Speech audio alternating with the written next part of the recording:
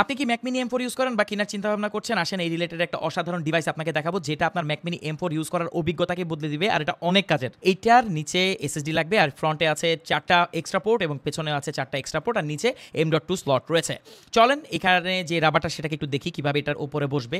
M4 টাকে এত সুন্দরভাবে রাখবে, হোল্ড করবে, মনে হবে যে এটাই এটার একটা অংশ, বাট অ্যাকচুয়ালি কিন্তু জিনিসটা না। আবার হিট সিঙ্কও দেওয়া আছে। সো নিচের এনক্লোজারটা একটু হিট হলেও কিন্তু আপনার M4 এটা কোনো এফেক্ট ফেলবে না।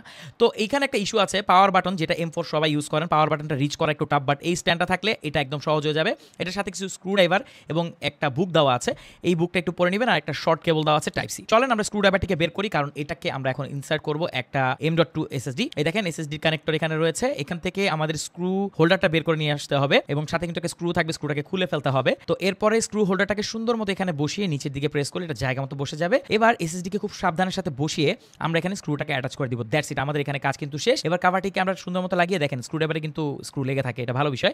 তো স্ক্রুটা লাগিয়ে ফেলেই আমাদের কাজ কিন্তু ডান। দেখেন এটা সুন্দরভাবে এখন সেট করব, সুন্দর ব্লেন্ড হয়ে গেল কিন্তু। এখন এই থান্ডারবোল্ট পোর্টে আমরা কানেক্ট করে নিব। এটাকে ইউজ করার জন্য এক্সট্রা কোনো পাওয়ারের দরকারই হয় না। তো Mac Mini M4 ইউজ করার সময় আপনি যে সমস্যার সম্মুখীন হবেন সেগুলোর সব সমাধান দিচ্ছে একটা ডিভাইস, শুধুমাত্র আমাদের কাছেই পাচ্ছেন। আপডেট এবং বেস্ট প্রাইসটা জানার জন্য এখনই কমেন্ট করুন, স্টক কিন্তু খুবই লিমিটেড।